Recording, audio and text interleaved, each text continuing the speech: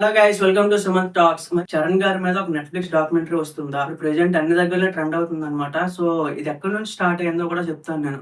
Last ear wax statue కోసం కొంతమందొచ్చారు. Measurements తీసుకున్నారు, వెళ్ళిపోయారు.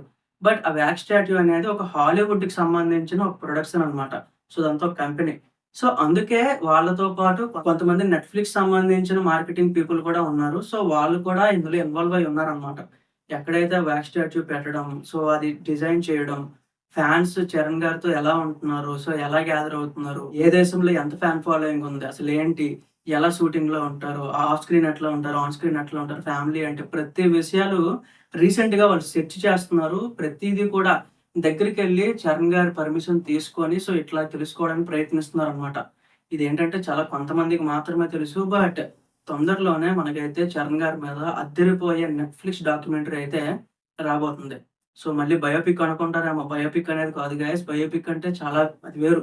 ఒక సినిమా టైప్ వస్తది. బట్ డాక్యుమెంటరీ అనేది ఒక మంచి ప్రొఫెషనల్‌గా ఉండే యాక్టర్ గాని, ఎవరైనా సరే ఒక సొసైటీలో ఒక మంచి పేరున్న వ్యక్తికి, ఒక మంచి వాల్యూ ఉన్న వ్యక్తికి, నలుగురిలో ఒక మంచి రెస్పెక్ట్ మెయింటైన్ చేసే వ్యక్తికి, స్టేటస్ అన్ని విషయాలు ఇంక్లూడ్ అవుతాయి. సో, అలాంటి పర్సన్స్ మీద డాక్యుమెంటరీ అయితే తీస్తారనమాట. సో, బ్రో మరి మన 'నయనతార' వెడ్డింగ్ తీశారు కదా! సో, అది కూడా ఒక డాక్యుమెంటరీ కదా!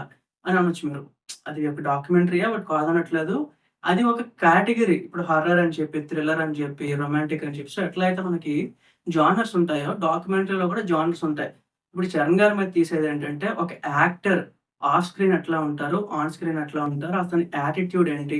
సో, మనకు కళ్ళకి కనిపించేది నిజమా? లేకపోతే ఇంకేదైనా దాస్తున్నారా? ఇలాంటి చాలా తెలియని విషయాలైతే మనకొస్తాయన్నమాట బయటికి. 'చరణ్' గారు కూడా ఇందులో కొంచెం ఇంట్రెస్టింగ్ గానే ఉన్నారంట. ఎందుకంటే నెట్‌ఫ్లిక్స్ అనేది గ్లోబల్ వైడ్ కొన్ని మిలియన్స్ ఆఫ్ ఫాలోవర్స్‌తో ఉన్న నెట్‌ఫ్లిక్స్‌కి ఇలాంటి డాక్యుమెంటరీ రీచ్ అయింది అంటే ఖచ్చితంగా 'చరణ్' గారి ఇమేజ్ కూడా అన్ని దేశాలకి రీచ్ అవుతదనమాట. సో, ఇదొక మంచి ఆపర్చునిటీ 'చరణ్' గారికి కూడా కెరియర్‌లో ఒక మలుపు తిరిగే టర్నింగ్ మూవ్‌మెంట్ కూడా అనుకోవచ్చు. ఎందుకంటే ఆల్రెడీ మనకొకసారి ఇన్‌స్టాగ్రామ్ అల్లు అర్జున్ గారి మీద ఒక చిన్న రీల్ చేసింది. మీరు అవసరమైతే ఒకసారి చూడొచ్చు. సో, అదేంటంటే ఒక 30, 40 సెకండ్స్ ఉంటది. బట్ అది డాక్యుమెంటరీ కాదు. ఇప్పటి వరకు టాలీవుడ్‌లో ఏ హీరో మీద కూడా డాక్యుమెంటరీ తీయలేదు. ఇది ఒకవేళ 'చరణ్' గారి మీద అయింది, అంతా ఓకే అయిపోయింది, కంప్లీట్ అయిపోయిందనుకుంటే 'చరణ్' గారే ఫస్ట్ అన్నమాట ఈ లిస్ట్‌లో. సో, ఒకవేళ నిజమైతే మాత్రం బావుంటది గైస్. ఈ చరిత్ర సృష్టించిన మొట్టమొదటి పర్సన్ కూడా 'చరణ్' గారు అవుతారన్నమాట. నాకైతే చాలా ఎక్కువ ఎక్స్‌పెక్టేషన్స్ ఉన్నాయి. ఎందుకంటే పర్సనల్‌గా కొన్ని నేను చూస్తా ఉంటాను డాక్యుమెంటరీస్. సో, మీకు ఇలాంటివేం విషయాలు తెలియకపోతే మీరు కూడా ఒకసారి చూడండి. సో, ఫేమస్ పీపుల్‌కి మాత్రమే డాక్యుమెంటరీస్ అనేవి అప్లికబుల్ అవుతాయి.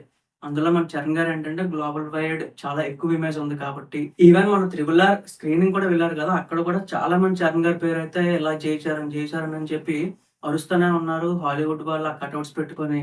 సో, చాలా ఉన్నాయి. అయన్నీ కూడా షూట్ చేశారు నెట్‌ఫ్లిక్స్ వాళ్ళు మళ్ళీ. సో, చూద్దాం గైస్. ఇదైతే చాలా ఇంపార్టెంట్ డాక్యుమెంటరీ అన్నమాట. నేను కూడా చాలా వెయిట్ చేస్తున్నాను. ఫుల్ డీటెయిల్స్ ఇంకా బయటకి రాలేదు. వచ్చిన వెంటనే పోస్ట్ చేస్తాను. Stay tune.